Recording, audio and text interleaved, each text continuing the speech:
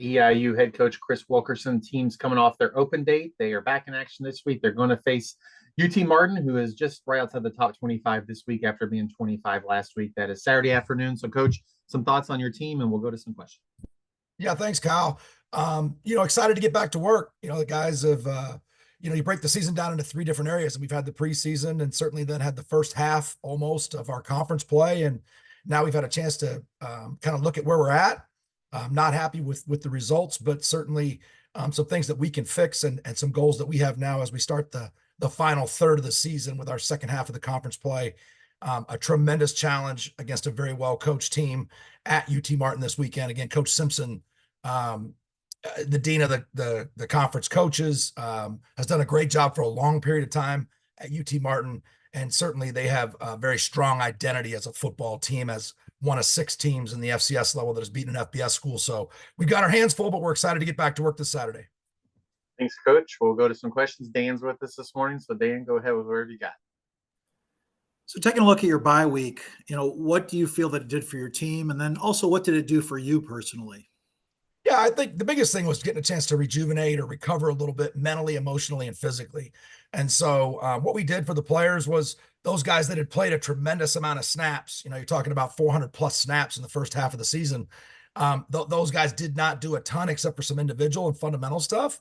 But we had a chance to really develop some of the other guys that hadn't played as many snaps in terms of volume. So it was a really good week, fundamentals, and some things that we wanted to look at offensively, defensively, and special teams wise that we haven't done very well, and some different ways to do things during that Tuesday, Wednesday, Thursday. The players had off Friday, Saturday, Sunday. They came back into the facility yesterday, and certainly we got a head start mentally on the game plan, some mobility stuff on the field. But, their preparation in terms of physically is your typical game week. Martin was also off, had a bye. And so, their routine is Tuesday, Wednesday, Thursday, Friday, and play a game. And so we'll get back to it today, but we're a little ahead where we would normally be mentally, and certainly a little bit rejuvenated physically, again, emotionally and mentally. Looking back at your own career as both a player and a coach, have you ever experienced a year injury-wise that you have this year with this team? No, I can't remember. We had one year when I was an assistant coach here, we were pretty banged up. But I don't think it was to this extreme. And so, hey, that kind of stuff happens. And, we have other players in our program that have stepped up and will continue to step up. And it's a great opportunity for them to continue to develop their skill set as we finish this season out together. So it's just one of those things, you're going to look at it in the off season, certainly at some point in time, about did we do everything we could physically in the off season, in preparing for this marathon, if you will. But there's a time and a place to go back and evaluate that stuff. And that'll be done when the season's concluded. Looking at the guys who didn't play in your last game, any updates on any of them? No, it's still day to day. Don't expect a ton of them back. There's a handful of guys, a player or two that we may start to see here in the next week or so. If not, maybe in the last week or so of the season, but not a ton of those guys are going to be back during this fall. This may be more of an end of the year thing, but has it gotten to the point where you've had to think about maybe switching a guy to a different position? I know you had to do that in the past. Yeah, no, we're certainly open-minded to trying to find the best 11 guys on offense and the best 11 guys on defense. And maybe it's even a guy who's been on offense who transitions to defense, like you said. But the most important thing, I think, as a coaching staff is to try to do what those guys can do well. Don't ask them to do something that's not in their skill set just because that's the way that we've tried to do it offensively or defensively. Our job is to make adjustments and try to put those guys in a position to be successful. So we're going to continue to do that and evaluate and try to improve every single day, starting again this afternoon. So really excited about the group of guys that are still here and available, and excited about the opportunity to play against a very well-coached, talented football team in UT Martin this weekend.